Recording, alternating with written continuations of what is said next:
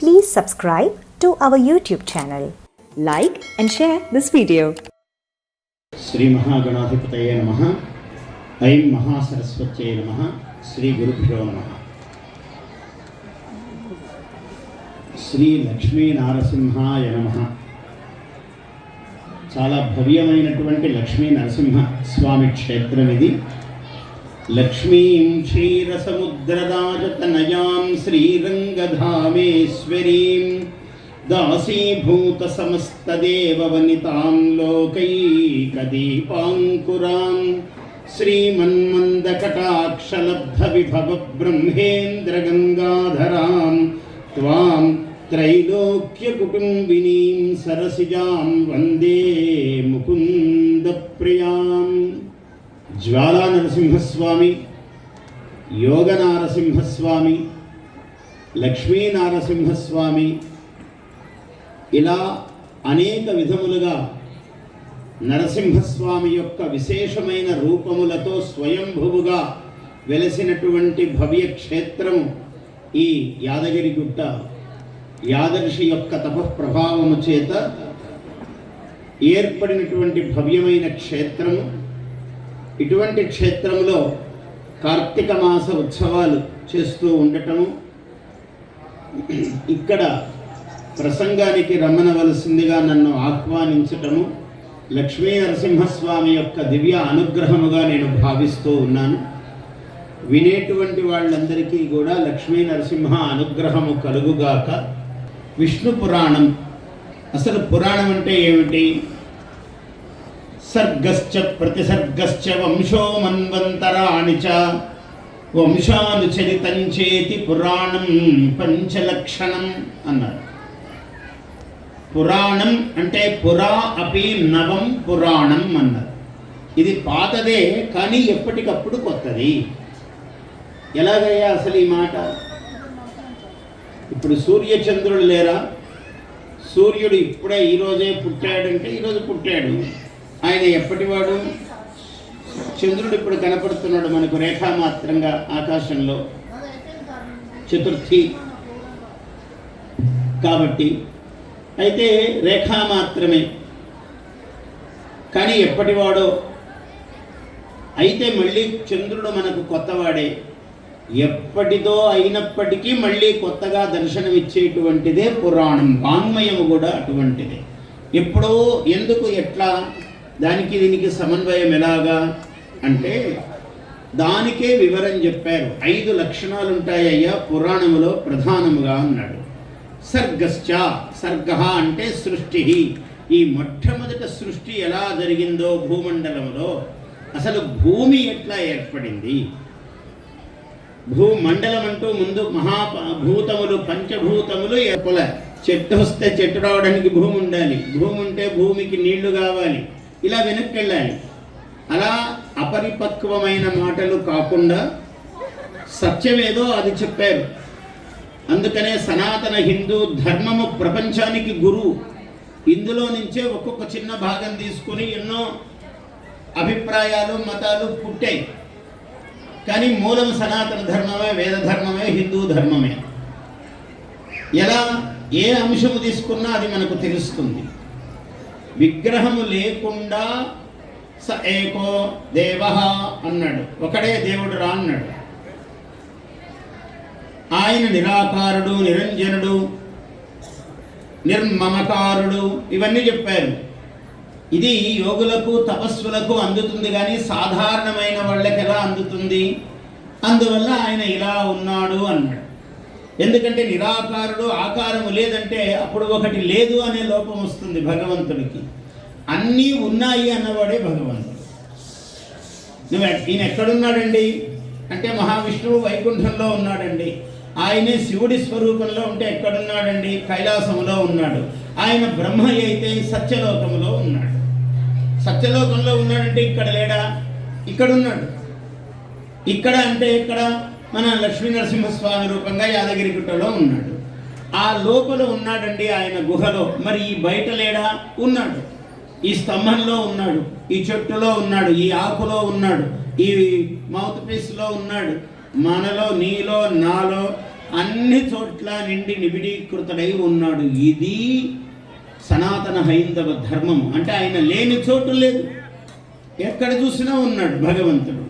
అందుకని కొన్ని పేర్లు పెట్టాడు. ఎలా?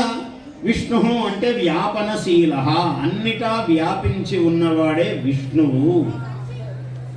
సర్గ అంటే మొదట సృష్టి ఎలా జరిగింది? ఆకాశ ప్రథమ సృష్టి, ఆకాశాద్ వాయు, వాయోరగ్ని, అగ్నేరాప, అభ్య పృథివీ, పృథివ్యా ఓషధయ, ఓషధీభ్యోన్నం, అన్నాత్ పురుష అన్నాడు. ఆకాశము మొట్టమొదట సృష్టింపబడింది అంటే ఏం లేకపోవడమే ఈ ప్రపంచంలో ఉంది.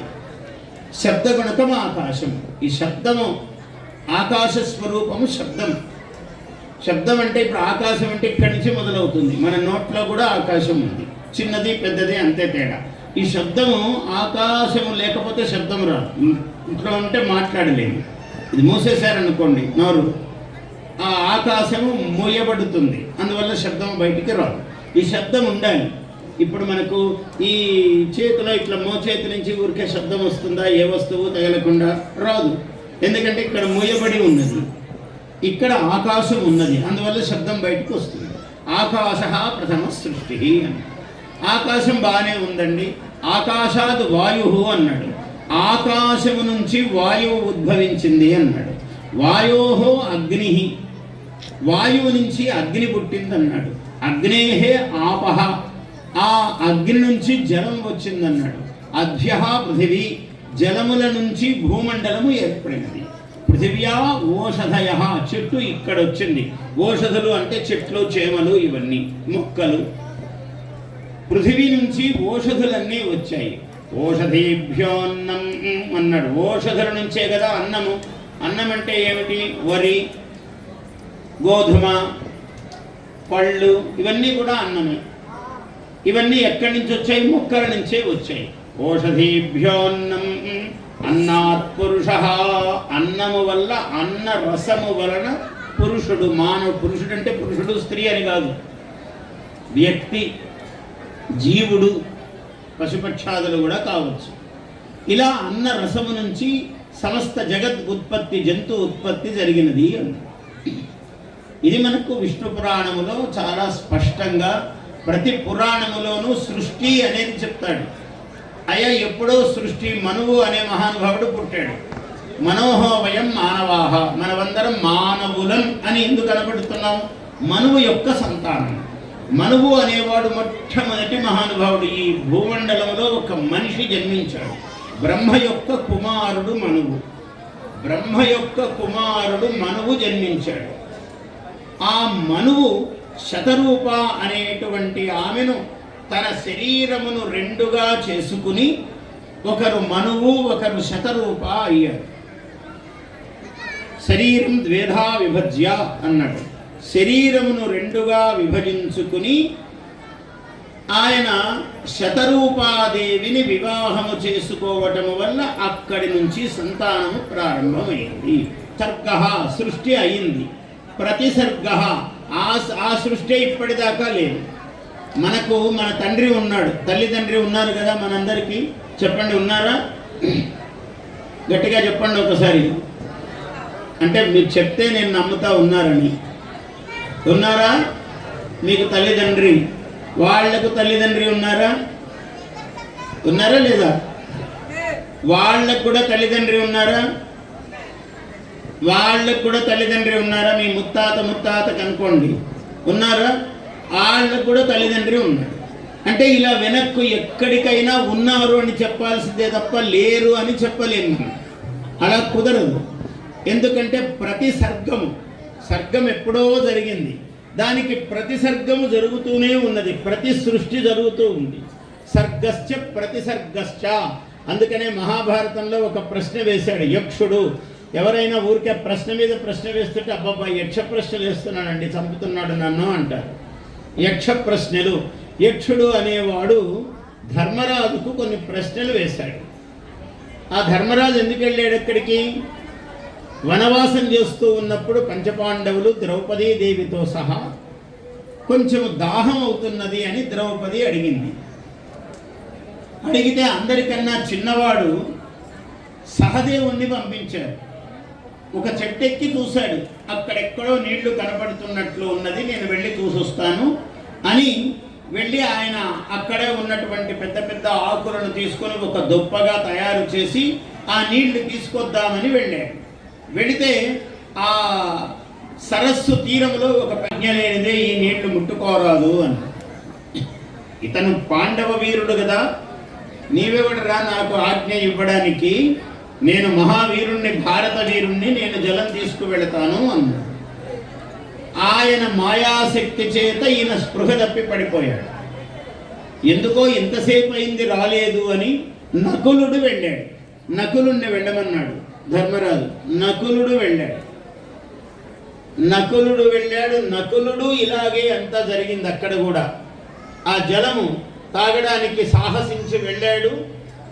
అది ఆయన స్పృహ తప్పి పడిపోయాడు. అర్జునుడు ఇలాగే పడిపోయాడు. అందరూ వీరులే కదా, ఎవరు ఒక మాట విని తల వంచే రకము కాదు.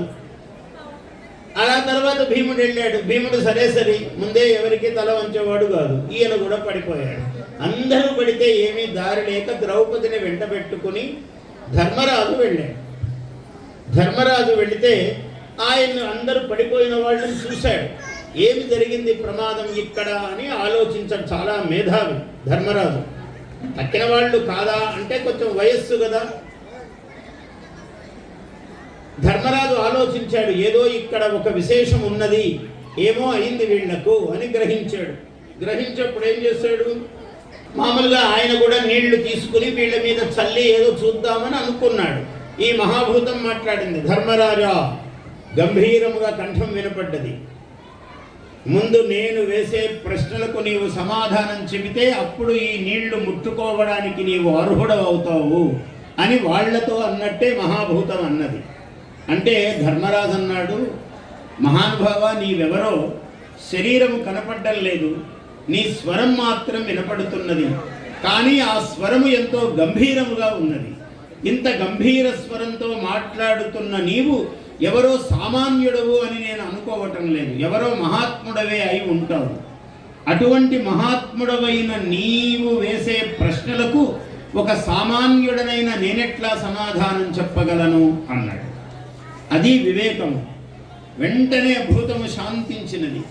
ఓహో, వీడు వివేకవంతుడుగా ఉన్నాడు, ఇతనితో జాగ్రత్తగా మాట్లాడాలి అని ప్రసన్నమైనది ఆ భూతం. అయితే ప్రసన్నమైన ప్రశ్నలు ప్రశ్నలే కదా, సమాధానాలు సమాధానాలే, అన్నీ జరగవలసిందే. అవి కొన్ని ప్రశ్నలు వేసింది. ఆ వాటిని యక్ష ప్రశ్నలు అన్నారు. చాలా అద్భుతమైన ప్రశ్నలు. ప్రశ్న ఎంత అద్భుతమో సమాధానం ఇంకా అద్భుతం. ఇవి మహాభారతంలో చాలా అద్భుతమైన విషయాలు.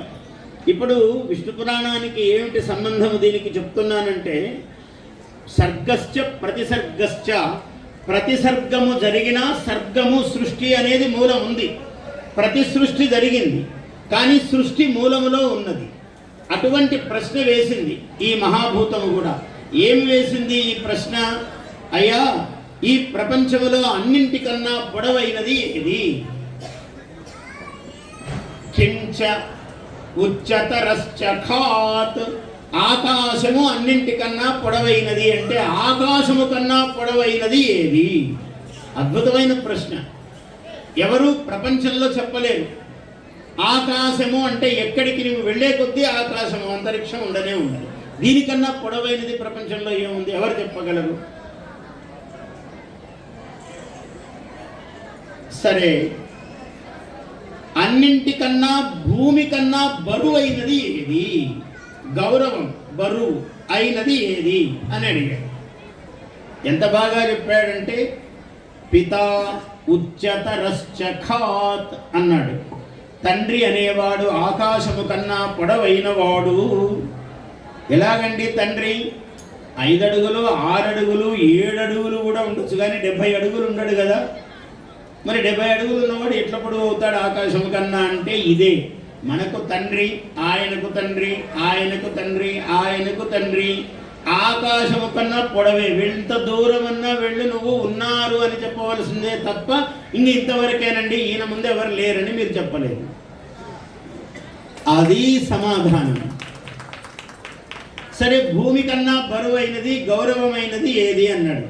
మాతా గురుతరా భూమే అన్నాడు. తల్లి భూమి కన్నా గౌరవమైనది, బరువైనది అన్నాడు. బరువు అంటే తూకములో కాదు, గౌరవములో. తల్లి కన్నా గౌరవం ఎవరున్నారు ప్రపంచంలో? తల్లిని మొట్టమొదట ఎంత గొప్పవాడైనా సరే, ఆదిశంకరుడైనా సరే తల్లికి నమస్కారం పెట్టినవాడే. లక్ష్మీ నృసింహ మమ దేహి కరావలంబం అని రాశారు ఆదిశంకరుల వారు. చాలా అద్భుతమైనటువంటి స్తోత్రం. ఇంతవరకు ఏ లక్ష్మీ నరసింహ స్తోత్రం గొప్పది కావాలి అన్నా శంకరుల వారు వ్రాసినటువంటి శ్రీమత్పయోనిధి నికేతన చక్రపాణి భోగి ఇంద్రభోగి మొత్తము ఒక్క లక్ష్మీ నృసింహ స్తోత్రం అంటే శంకరుల వారి పాదాలు పట్టుకోవలసిందే. అంత అద్భుతమైనటువంటి స్తోత్రం.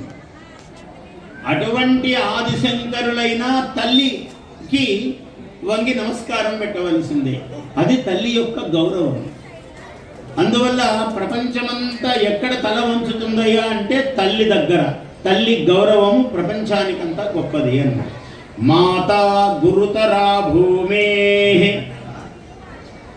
ఈ ప్రపంచంలో అందరికన్నా సంతోషంగా ఉండేవాడేవాడు అన్నాడు. ప్రతిదీ చాలా అద్భుతమైన సమాధానమే. పంచమే అహని షష్ఠే వాయోన్నం పతికి స్వే గృహే అనృణీచ అప్రవాసీచ సవారిచర మోదతే అన్నాడు ధర్మరాజు. పంచమే అహని షష్ఠేవా, కనీసం 5-6 రోజులకు ఒకసారి అయినా. యో యహ అన్నం పచతి స్వే గృహే, వాడింట్లో వాడు అన్నం చేసుకుని అంటే భార్య వండి పెడితే తినేవాడు ఉన్నాడే వీడు అనృణి, అప్పు లేనివాడు. అప్రవాసి, ఎప్పుడు ఒక ఈ ఊరు ఆ ఊరు తిరగకుండా, అప్పుడప్పుడు ప్రయాణాలు పడితే పడొచ్చు కానీ ఎప్పుడు తిరుగుతూ ఉండకుండా ఉండేవాడు. ఇటువంటి వాడు సంతోషి, నిత్య సంతోషి అన్నాడు. చూసారా, అయితే ఇప్పుడు ఆధునిక కాలంలో అప్పులు ఎంత చేస్తే అంత గొప్ప అని అనుకుంటారు. కానీ వాస్తవానికి మళ్ళీ మొత్తం అంతా తిరిగి వచ్చేటప్పటికీ అప్పులు ఎందుకు చేసినావురా దేవుడా అని అప్పులు చేసిన ప్రతివాడు అనుకుంటాడు ఏదో ఒక రోజు. అందువల్ల అప్పు లేనివాడు, అప్రవాసి, ఊళ్ళు తిరగకుండా ఉండేవాడు, తన ఇంటిలో తాను అన్నము తినేవాడు. ఇంతకన్నా వీడే పరమానందుడు ప్రపంచములో అన్నాడు. ఎందుకంటే ఆయన ప్రవాసంలో ఉన్నాడు 12 ఏళ్ళు. అక్కడు అంటే ముందుకెళ్ళాలి. చరిత్ర, పురాణం. పురాణం అంటే చరిత్ర. ఆ మహానుభావుడు తపస్సు చేశాడు. లక్ష్మీ నరసింహుడు ప్రత్యక్షమయ్యాడు.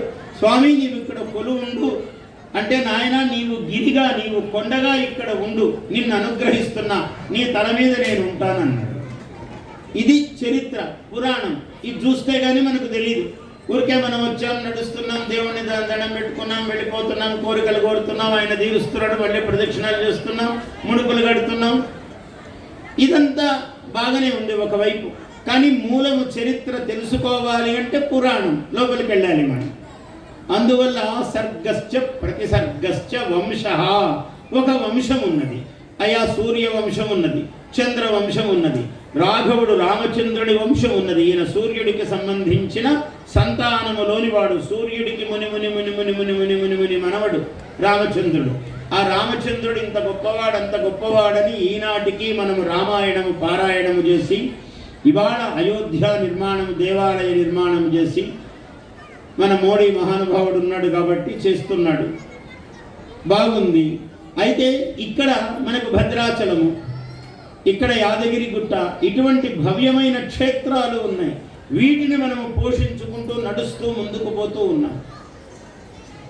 కాబట్టి వంశ, ఏ ఏ వంశాలు ఉన్నాయి? వంశ మన్వంతరాణి చ, మన్వంతరములు. ఇందాక మీకు చెప్పాను, మనువులు 14 మంది మనువులు ఉన్నారు.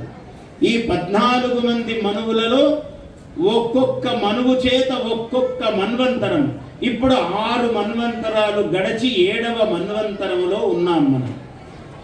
బ్రాహ్మణులు సంకల్పం చెప్పినప్పుడు అర్చకులు, పురోహితులు మీరు గమనిస్తే తెలుస్తుంది. వైవస్వత మన్వంతరే కలియుగే ప్రథమ పాదే జంబూద్వీపే భారతవర్షే భరతఖండే మేరోహ దక్షిణ దిగ్భాగే అన్నిటి భూమండలానికంతా ఉత్తర భాగంలో మేరు పర్వతం ఉన్నది. మేరోహో, మనకన్నా ఉత్తరానికి మేరు పర్వతం ఉందంటే మనము మేరువుకు దక్షిణంలో ఉన్నామని. అందువల్ల మేరోహ దక్షిణ దిగ్భాగే శ్రీశైలస్య, శ్రీశైలం నాభిస్థానం భూమండలానికి నాభిస్థానం కాబట్టి ఈ బొడ్డుకు కింది వైపు ఉన్నావా, పైకి ఇటువైపు ఉన్నావా, ఇటువైపు ఉన్నావా అని చెప్తున్నది మనకు పురాణమే. ఇదంతా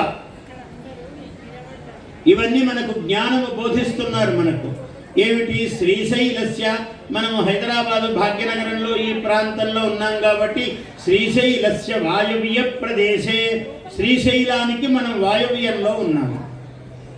ఇదే విజయవాడలోనో తిరుపతిలోనో ఉన్నామనుకోండి, శ్రీశైలస్య ఈశాన్య ప్రదేశే అని చెప్తారు అక్కడ. ఇక్కడ మనం వాయవ్యంలో ఉన్నాము. ఇలా శ్రీశైలస్య వాయవ్య ప్రదేశే కృష్ణా గోదావర్యోర్మధ్య దేశే భాగ్యనగరే, భాగ్యనగరం యాదగిరిగుట్ట క్షేత్రే, ఇక్కడ సంకల్పం అట్లా చెప్తాం. ఇలా మనకు మన్వంతరాణిచ, మనువులను మన్వంతరములు 6 మన్వంతరాలు గడిచిపోయాయి. అసలు మన్వంతరం అంటే ఏమిటి? మన్వంతరం అంటే చూడండి, చెప్తాను మీకు సులభంగా ఒక లెక్క చెప్తాను. కలియుగం ఉన్నదనుకోండి, కలియుగం ఎంత పొడవు ఉందయ్యా అంటే 4,32,000 సంవత్సరాలు అయితే కలియుగము పొడవు. ఇప్పుడు 5,000 గడిచింది. 5,125వ సంవత్సరం ఇది. 5,125 4,32,000లో 32,000 కూడా గడవలేదు. 5,125 ఇప్పుడు ఎన్నున్నాయి? ఇంకా చాలా ఉన్నాయి. ఇదంతా కలియుగమే. ప్రథమ పాదే అన్నాడు, మొదటి పాదములో ఉన్నాం, కలియుగంలో ఉన్నాం. సరే, బాగానే ఉంది. కలియుగానికి ముందే ఉందయ్యా అంటే ద్వాపర యుగం ఉందండి. కృష్ణ పరమాత్మ జన్మించిన యుగం. అది ఎంత పెద్దది అంటే కలియుగానికి 2 ఇంతలు పెద్దది. 4,32,000 ఇంటూ 2 పెడితే ఏమవుతుంది? హెచ్చ వేస్తే 8,64,000 సంవత్సరాలు. అందుకని మనకన్నా ఆ కాలంలో పొడవైన వాళ్ళు, మనకన్నా ఆయుష్ ప్రమాణం ఎక్కువగా ఉన్నవాళ్ళు, 70 ఏళ్ళు వయస్సు కలిగినటువంటి కృష్ణ పరమాత్మను నవ యువకుడు అని వ్యాస భగవానుడు వర్ణించాడు. భారతంలో, భాగవతంలో, అన్ని చోట్ల 70 ఏళ్ళు మనకు వృద్ధుడు. అప్పుడు ద్వాపర యుగంలో యువకుడు. అంటే ఏమిటి? మనకు కలియుగంలో మానవునికి 120 సంవత్సరాల ఆయు ప్రమాణం అయితే ద్వాపర యుగంలో 2 ఇంతలు 220 సంవత్సరాలు. 220 సంవత్సరాల వయస్సు ఉంటే 70 అన్నవాడు యువకుడే కదా. సరే, దానికన్నా ముందు ఒక యుగం ఉంది. ఏమి జరిగి అదేమిటి యుగమయ్యా అన్నాడు. త్రేతాయుగం అని ఉంది. ఆ త్రేతాయుగం శ్రీరామచంద్రుడు జన్మించిన యుగము. ఆ యుగము కలియుగానికి 3 రెట్లు పెద్దది. అంటే 12,64,000 సంవత్సరాలు. 432 ఇంటూ 3 12,64,000 సంవత్సరాలు. అందుకనే శ్రీరామచంద్రుడు 10,000 సంవత్సరాలు పరిపాలించారు. 10 వర్ష సహస్రాణి 10 వర్ష శతాని చ రామో రాజ్యముపాసిత్వా అన్నాడు. అంటే 10,111 సంవత్సరాలు పరిపాలించాడు ఆయన రాజ్యమును రాముడు. మనమిప్పుడు ఆయన అడవికి పోయింది, సీతాదేవిని రావణాసురుడు ఎత్తుకుపోయాడు, ఈ కథ మాత్రమే తెలుసుకుంటాం. కానీ లోపలికి వెళితే ఆయన మళ్ళీ సీతాదేవిని తెచ్చుకున్న తర్వాత 10,000 సంవత్సరాలు పరిపాలించాడు ఆయన. సీతాదేవితో హాయిగా రాజ్యం సింహాసనం మీద కూర్చున్నాడు. అందుకని పెళ్లి జరిగితే సీతారాముల ఫోటో లేకుండా పెళ్లి పత్రిక ఉండద్దయా అన్నాడు. అంటే అంత ఈ చిన్న కష్టము 11,000 సంవత్సరాల వాళ్ళు కాపురం చేశారు, రాజ్యం పరిపాలించారంటే 14 సంవత్సరాలు 14 నెలలు ఏమైనా ఒక సంవత్సరం లెక్కన? అందులో ఆయన కష్టపడింది లెక్క కానే కాదు. ఆయన అవతార పురుషుడు, లోకానికి మార్గము చూపించడానికి. ఒరే, నీకెన్ని కష్టాలున్నా నీవు గొప్పగా జీవించు నాయన, ధర్మం తప్పవద్దు నాయన అని చెప్పడానికి ఆయన కష్టాలు పడి మనకు చూపించాడు. కానీ ఆయనకేం అవసరమై కాదు, ఆయన నిజంగా కష్టపడ్డవాడేం కాదు. పడడు. రాముడు తలుచుకుంటే ఒక క్షణంలో కష్టం ఇట్లా మాయమైపోతుంది. కానీ మానవుడైన వాడు ధర్మంగా ఉంటే కష్టం ఎట్లా దాటాలో చూపించాడు. అందువల్ల రామచంద్రుడు అలా చూపించాడు మనకు. ఆయన పుట్టిన యుగము 8,64,000 సంవత్సరాలు. ఆయన వంశానికి మూల పురుషుడు ఉన్నాడు. ఒక ఆయన మాంధాత, కుక్షి, వికుక్షి, ఇట్లాంటి వాళ్ళందరూ కాకుత్సుడు, కాకుత్సవంశమండన రాకేందు యశో విశాల రామ నృపాల. భాగవతం రాస్తూ పోతన గారు రామునికి అంకితం చేశాడు భాగవతాన్ని. ప్రతి అధ్యాయము మొదట్లోనూ సర్గ మొదట్లోనూ రాముని మీద పద్యం ఉంటుంది. శ్రీకంఠ చాపఖండన పాకారి ప్రముఖ నిఖిల భండన విలసత్ కాకుత్సవంశమండన రాకేందు యశో విశాల రామ నృపాల. శ్రీకంఠ చాప ఖండన, పరమేశ్వరుని యొక్క విల్లు ఇలా పట్టుకోగానే అది విరిగినది. అదే కళ్యాణం, రామ కళ్యాణం, సీతా కళ్యాణం. శ్రీకంఠ చాప ఖండన, శ్రీకంఠుడు అంటే పరమేశ్వరుడు. ఆయన లోకం కోసం విషం మింగడం వల్ల తెల్లనివాడు, ఆయన పరమసుందరుడు. ఇక్కడ మాత్రం కొంచెం నలుపు వచ్చింది. లోకం కోసం విషం మింగాడు ఆయన. లోకాలన్నీ కాలుస్తున్నది విషమయ్యా అని మహావిష్ణువు, బ్రహ్మ అందరూ వెళ్ళారు. ఇంద్రుడు, ఏమిటయ్యా పరమేశ్వర ఏం చేయాలంటే, ఏం పర్వాలేదు కూర్చోండి, అందరినీ కూర్చోబెట్టి ఆ విషాన్ని ఇలా తీసి ఒక్కసారి ఇట్లా మింగేశాడు. ఎవరి వల్ల సాధ్యము?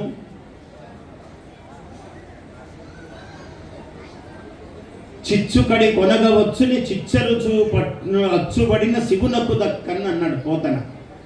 ఆ చిచ్చర చూపు అచ్చుబడిన మూడవ కంటి ఆ అగ్ని నేత్రము కలిగినటువంటి మహానుభావుడివి నీకు తప్ప ఒకరికి సాధ్యమా అటువంటి విషాన్ని మింగడం?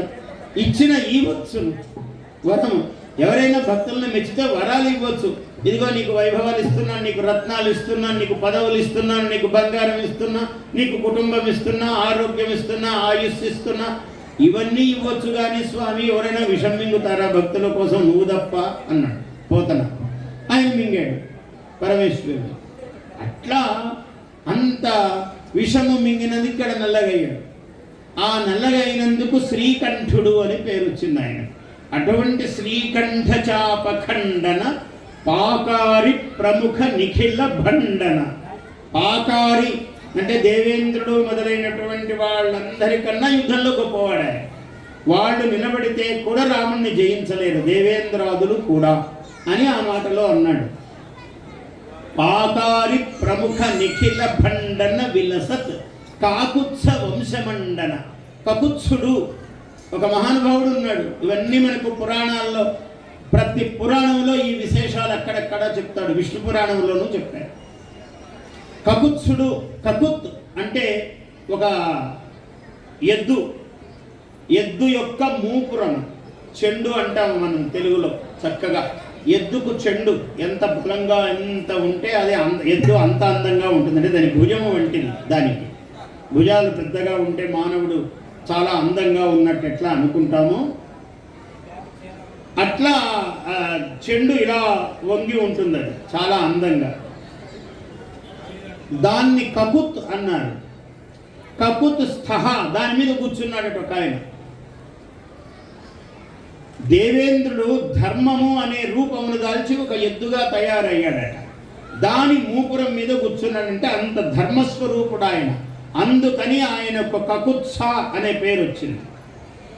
ఆ కకుత్సుడు శ్రీరామచంద్రుని యొక్క తాత తాత తాత చాలా మొదటివాడు. ఆయన కృతయుగములో పుట్టాడు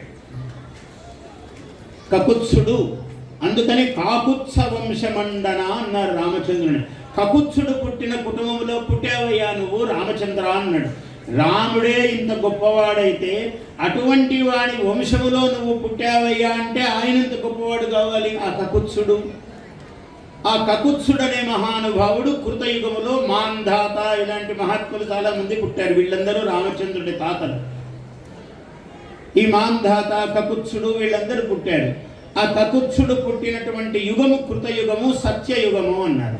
ఈ యుగము కలియుగానికి 4 రెట్లు పెద్దది. 17,28,000 సంవత్సరాలు. కలియుగానికన్నా 4 రెట్లు పెద్దది. ఈ 17, 28, 8,64,000 ఇట్లా 4,32,000, 17,28,000, 12,64,000 ఇలా అన్నీ కలుపుతూ మొత్తం కలిపితే దాదాపు 48 లక్షల సంవత్సరాలు అవుతుంది.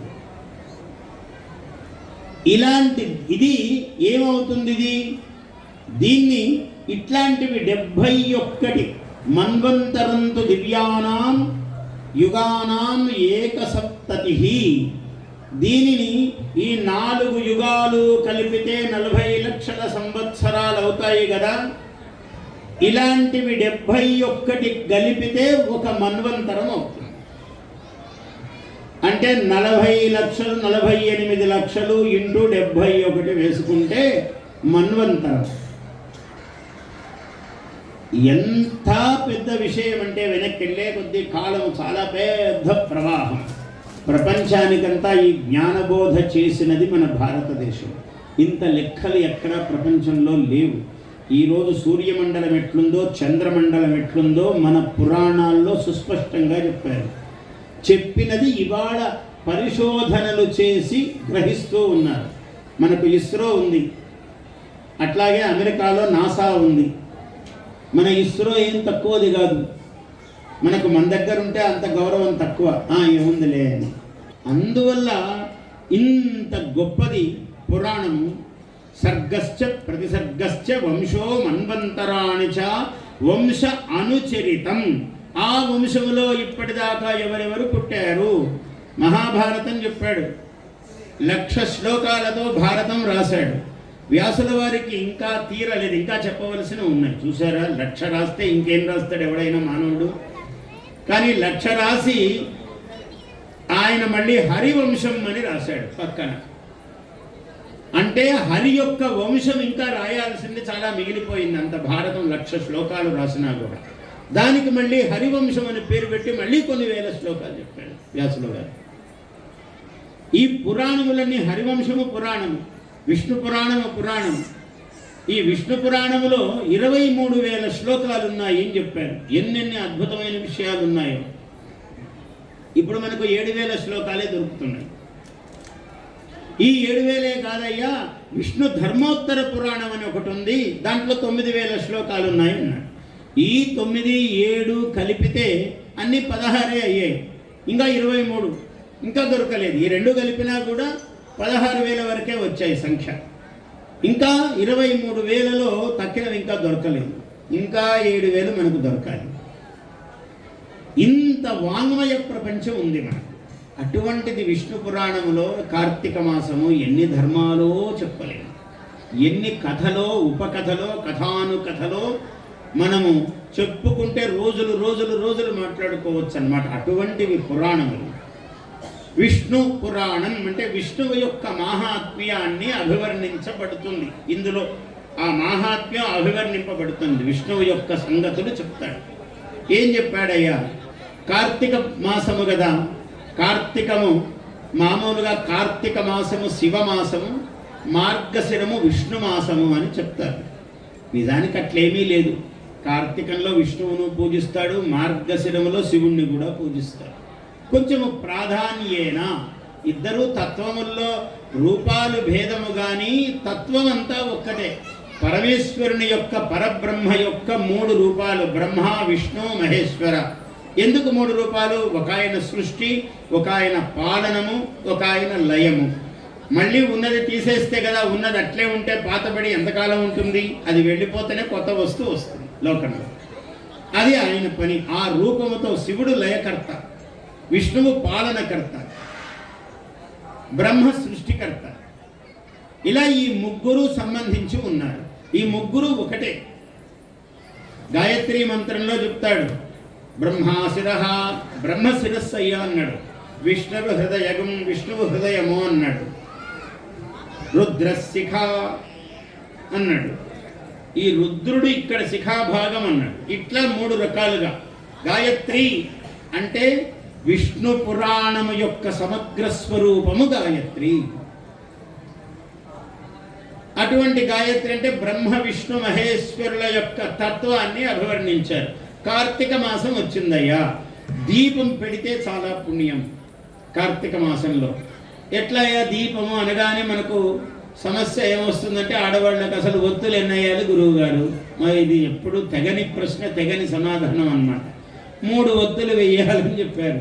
సాధ్యం నేతిలో తడిపి 3 ఒత్తులు వెయ్యాలన్నారు. త్రివర్తి సంయుక్తం వన్హినాయోజితం ప్రియం గృహాణ మంగళం దీపం. ఇది మంగళ దీపం, శుభాన్ని చేకూర్చే దీపం. ఈ కార్తీక మాసంలో దీపానికి చాలా ప్రాధాన్యం. ఎందుకంటే జగద్దీపమైనటువంటి చంద్రుడు వెన్నెల మాసం కాబట్టి ఈ మాసంలో లోకాన్నంతా వెలిగింపజేస్తాడు వెన్నెలతో. చంద్రుడు అనే దీపం. కార్తీక మాసంలో వెన్నెల చాలా ప్రత్యేకమైనది. ఆశ్వయుజ కార్తీక మాసాలు 2 కూడా. కార్తీకం ఇంకా అద్భుతం. ఈ మాసం దీపము చాలా ప్రాధాన్యం. అయ్యా దీపం పెడతావు, ఉసిరికి దీపం పెట్టమన్నారు, నేతి దీపం పెట్టమన్నారు. లేదు, మనకు కలిమి ఉన్నంతలో నూనె దీపం పెట్టినా తప్పేమీ లేదు. ఎందుకంటే దీపం నూనె ప్రత్యేకంగా అమ్మడం మొదలుపెట్టారు. దాంట్లో వాడు ఎంత కల్తీ చేస్తాడో మనకు తెలియదు. ఏదో మామూలు పని చేస్తే చాలు, మనం ఎక్కువకు పోయి ఏమో చేసుకోవద్దు. ఈ దీపము నువ్వు పెట్టడమే కాదు, దీపదానం ప్రశస్యతే అన్నాడు విష్ణు పురాణములో. దీపదానము చాలా గొప్పది అన్నాడు. దీపదానం అంటే ఏదో ఒకటి మట్టిలో ఇంత నెయ్యి పోసో నూనె పోసో ఎవరో ఒకటి దొరికితే బ్రాహ్మణ చేతిలో పెట్టి మనం హడావిడి పడి అక్కడి నుంచి చేతికి నూనె నువ్వు పూసుకుని వాళ్ళకు పూసి ఇట్లా చేయమని అర్థం కాదు. దానికి ఏది చేసినా శోభాయమానముగా గొప్పగా శుచిమంతముగా చెయ్యాలి. చిన్న ప్రమిద వెండిదో బంగారముదో దీపం తీసుకుని దానిలో ఆద్యము పోసి తగినంత తాంబూలము దక్షిణ ఇచ్చి ఆయన మళ్ళీ మరుసటి రోజు కూడా దీపం వెలిగించాలి కదా. దాంట్లో సంవత్సరమైనా వెలిగించాలా? సంవత్సరం ఆయన వెలిగించమని మనము దానము గొప్ప ఫలము, మనమేమో దానం చేసినామనే కీర్తి పొంది ఆయనకు రోజు ఖర్చు పెడితే మనకెట్ల పుణ్యం రావాలి? దీపదానం అంటే కనీసము సంవత్సరము వెలిగించడానికి ఆజ్యము నేతికి ఎంత ఖర్చు అవుతుందో మనం ఇవ్వాలి. అదే దానము. ఊరికే చేతిలో పెట్టి మనం ఇట్లా అని పరిగెడితే రాదు పుణ్యం. చాలా మంది చూస్తుంటారు, హడావిడి పడిపోయాడు, అక్కడ బ్రాహ్మణ గణపతి చేయి పట్టుకొని లాగి ఇట్లా పెట్టేసి నమ్ముకే ఇట్లా పుణ్యం రావాలి. ఆయన దీపం తీసుకుని ఆయన ఏం చేయాలి? ఆయన మళ్ళీ వెలిగించాలి కదా దాన్ని. ఆయన డబ్బులు పెట్టుకొని వెలిగిస్తాడా? ఆయనకి ఎట్లా శ్రద్ధ ఉంది? ఎందుకు శ్రద్ధ ఉండాలి? మనం ఇవ్వడానికి ఏమైంది? అయ్యా సంవత్సరం ఇవ్వలేను, 6 నెలలకు ఇస్తున్నాను స్వామి, 6 నెలలు దీపం పెట్టండి. ఆ ఖర్చులు ఇవ్వాలి కదా ఆయనకి. మరి నీకు ఎట్లా పుణ్యం? నీకేం సంబంధం? ఊరికే ఎవరి చేతుల్లో పెట్టిపోతే నువ్వేం చేయకుండా. అందుకని ప్రతిదీ శాస్త్రం. ఏమన్నాడు దీంట్లో? విష్ణు పురాణంలో మహాద్భుతమైన విషయం చెప్పాడు. ఈ దీపము ఎంత కాలము వెలుగుతుందో, మనం ఒక అరగంట వెలిగించేది వెలుగు కాదు. ప్రతిరోజు కార్తీక మాసం అంతా నెలంతా వెలగాలి. కనీసం కార్తీకం మార్గశిరం 2 నెలలు వెలిగేటట్లుగా మనం దానం చేయాలి. దీపదానం ఉదయము సాయంకాలము వెలగాలి. ఈ దీపము ఎంత కాలము వెలుగుతుందో అందులో ఎన్ని తైల బిందువులు, తైలం అంటే నెయ్యే లేదు నూనె, ఎన్ని బిందువులు ఉన్నాయో, ఈ వత్తిలో ఎన్ని దారములు ఉన్నాయో అంతకాలము నీకు విష్ణులోకము సంప్రాప్తిస్తుంది అన్నాడు. అది దీపదానం యొక్క మహిమ. ఇంత మహాఫలం చెప్పాడు. దీనికి ఇంకా చాలా నియమాలు చెప్పాడు. ఏదైనా కొవ్వుతో చేసిన పదార్థము వాడవద్దు అన్నాడు. అంటే ముఖ్యంగా కొవ్వొత్తి పట్టుకొని వెలిగిస్తుంటారు, పుణ్యం వస్తుందని అన్ని 50 కొవ్వొత్తులు 100 కొవ్వొత్తులు అన్నీ పెట్టి మేమంతా వెలిగించామండి అని. అది పనికిరాదన్నాడు. చాలా నిషేధము చెప్పాడు శాస్త్రంలో. కొవ్వు అనేది ఉపయోగపడరాదు అన్నాడు. అది ప్రశస్తము కాదు అన్నాడు. పైగా పాపహేతువు అన్నాడు. ఈ వీటితో వెలిగిస్తే ఏమవుతుందయ్యా అంటే కంట్లో పువ్వులు ఏర్పడతాయి అన్నాడు. మళ్ళీ జన్మలో కొందరి కళ్ళలో పువ్వులు ఉంటాయి. ఎందుకుంటాయి అంటే పాపము అనేక విధాలుగా ఉంటుంది. ధర్మశాస్త్రము పురాణాల్లో ఒక్కోదానికి ఒక్కొక్క విషయం చెప్పాడు. వీడికి కంట్లో పువ్వులు ఎందుకు వచ్చాయి, వీడికి కాలు ఎందుకు వంకర ఉంది, వాడికి చెయ్యేందుకు వంకర ఉంది అంటే పూర్వజన్మలో వాళ్ళు ఏమేమి అకృత్యాలు చేశారో దాన్ని బట్టి వస్తాయిరా అన్నాడు. కళ్ళల్లో పువ్వులు ఏర్పడతాయి, దృష్టి దోషం వస్తుంది అన్నాడు. ఈ కొవ్వొత్తులు కానీ ఇట్లాంటివి ఉపయోగిస్తే దీపానికి, అవి లేకుండా ప్రశస్తమైన తైలముతో దీపాత్ దీపం అన్నాడు. దీపం వెలిగించేటప్పుడు ఎలా వెలిగించాలి? మనము ముందు ఒక నెయ్యి ఒత్తి వేసుకుని అగ్గిపుల్లతో దాన్ని వెలిగించుకుని దాంతో దీపం వెలిగించాలి. అట్లాగే దీపాత్ దీప, అన్ని దీపాలు ఇలా వెలగాలి అన్నాడు. ఇంత నియమము, చిన్న పనే కానీ శ్రద్ధగా చేయాలి. ఏది చేసినా స్నానం చేయమన్నారు, స్నానము విధి. ఆ స్నానం ఎప్పుడు చేయాలి, ఎట్లా చేయాలి, విధి చెప్పాడు. బట్టలు కట్టుకునే స్నానం చేయాలి. నగ్నేన స్నాయాత్ అన్నాడు. నగ్నముగా వస్త్రం లేకుండా స్నానం చేయొద్దన్నాడు, దోషం అన్నాడు. ఇట్లా ప్రతిదానికి స్నానము, దానము, భోజనము ఏది చేసినా విధి. మనకు చాలా సంస్కారం భారతీయులంటే. ఏదో ఏది పెడితే అది బ్రెడ్ 2 ముక్కలు పెట్టి దాని మధ్యలో ఏదో పెట్టి కొరుక్కుని తినేవాడు కాదు భారతీయుడు. భోజనం అంటే దానికి ఒక విధానం ఉంది. కూర్చునే తినాలి, నిలబడి ఏదో అట్లా గతికి పోవటం కాదు. అంత ప్రశస్తముగా స్నాన విధి, దాన విధి చెప్పాడు. ఈ కారణం చేత పురాణములలో ఇవి విశేషముగా మనకు చెప్తున్నాడు. విష్ణు పురాణములో దీపదానం ప్రశస్యతే. దీపదానము చాలా విశేషముగా కార్తీక మాసములో చెప్పబడుతున్నది. ఇది కార్తీకం కాబట్టి ఇది మాట్లాడుతున్నాం. ఒక్కొక్క మాసంలో, ఏ మాసంలో, మాఘమాసంలో ఏం చేయాలో చెప్పాడు విష్ణు పురాణములో. మార్గశిర మాసంలో ఏం చెయ్యాలో చెప్పారు. ఇలా ఏ మాసములో ఏం చెయ్యాలో మాత్రమే కాదు, అసలు లోకంలో ఇంకా ఎట్లుంటాయి, ఊరికే వివాదాలు వస్తుంటాయి. మనకు ఒక గంధర్వ చరిత్ర చెప్పాడు. అంత పెద్ద విష్ణు పురాణములో మనం 7,000 16,000 శ్లోకాలలో ఎన్ని చెప్పుకోగలుగుతాం మనం? ఇవాళ రేపు ఎన్ని వీలైతే అన్ని మనం చెప్పుకుందాం. 2 గంధర్వులు ఉన్నారు. వాళ్ళ పేర్లే చాలా విచిత్రం. హాహా హూ హూ అట. ఒక ఆయన పేరు హాహా, ఒక ఆయన పేరు హూ హూ అన్నాడు. ఎంత చిత్రమో చూడండి. అంటే మన పురాణాల్లో, మన కావ్యాల్లో లేని విచిత్రాలు నీకు ప్రపంచంలో ఎక్కడ లేవు. అన్నీ ఇక్కడున్నవే ప్రపంచంలో ఉన్నాయి. అందుకనే భారతం రాసేటప్పుడే వ్యాసుల వారు యది హాస్తి తదన్యత్ర ఎన్నే హాస్తి నతత్వజిత్ అన్నాడు. వ్యాసులే కదా పురాణాలన్నీ రచించిన మహానుభావుడు. ఏది ఇక్కడుందో అదే నీకు ప్రపంచంలో ఎక్కడైనా కనపడుతుందిరా, ఏది ఇక్కడ లేదో అది నీకు ఇంకెక్కడా లేనట్టే పో అన్నాడు. అంత ప్రతిజ్ఞతో రాశాడు. అందుకని పురాణాల్లో ఎంత అద్భుతాలు ఉంటాయి, అంత అద్భుతాలు. చూడండి, 2 పేర్లు ఏమిటంటే ఒక ఆయన హాహా, ఒక ఆయన హూహు. 2 గంధర్వులు. హాహా హూహూశ్చైవమాద్యాః గంధర్వాః త్రిదివౌకసాం అన్నాడు అమరంలో. ఈ హాహా హూహువులు 2 గంధర్వులు. ఒకసారి ఏదో గంధర్వులు అంటే పాట ప్రధానంగా పాడేవాళ్ళను గంధర్వులు. అదొక జాతి, దేవతా భాగం ఒకటే. వాళ్ళు ఎప్పుడు పాటలు పాడుతుంటారు. ఒక ఆయన అద్భుతంగా ఈ హాహా పాడుతున్నాడు, ఒక ఆయన హూహు హాహా అనకుండా ఈయన ఏదో పాడుతున్నాడు. ఈ పాటలో ఎక్కడో స్వరం భేదం వచ్చింది. ఈ స్వరం ఇది కాదు, ఇది అది అన్నాడు ఒక ఆయన. లేదు, ఇది ఇదే అన్నాడు. 2కి వివాదం వచ్చింది. వస్తే ఎవరిని అడగాలి? సంగీతం తెలిసిన వాడిని అడగాలి. 2 దేవలుడు అనే ఒక ఋషి ఉన్నాడు. ఆయన పితృలోకంలో ఉంటాడు. చాలా గొప్ప ఋషి దేవలుడు.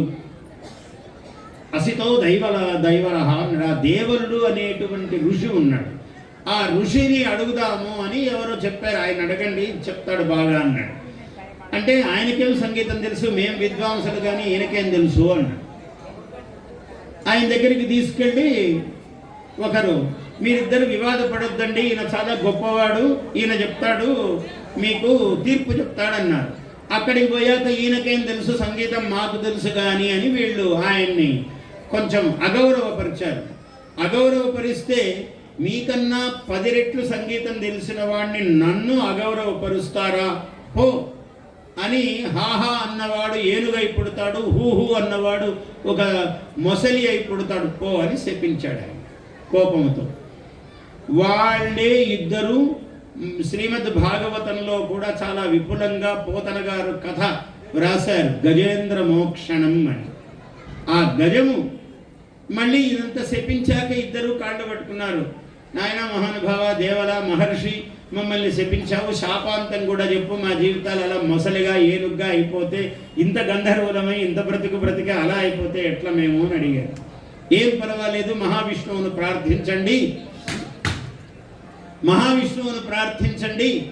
ఆ మహావిష్ణువు నిన్ను హాహా అంటే ఏనుగును రక్షిస్తాడు, హూహు వీడి ఈ మొసలిని ఖండించడం ద్వారా, ఆయన సుదర్శన చక్రంతో ఖండించడం ద్వారా మీ ఇద్దరికీ మోక్షం ఏర్పడుతుంది, మళ్ళీ మీరు యథాపూర్వముగా గంధర్వులుగా గొప్ప స్థితిలోనే ఉంటారు అని ఆయన శాపాంతం చెప్పాడు. ఇది విష్ణు పురాణములో ఈ గజేంద్ర మోక్షణ కథ చాలా విపులముగా వర్ణింపబడింది. ఇది మళ్ళీ మహాభాగవతంలో కూడా వస్తుంది. దాన్నే మనకు ఆంధ్ర భాషలో మన పోతన మహాకవి మహాద్భుతమైనటువంటి ఇది రాశాడు.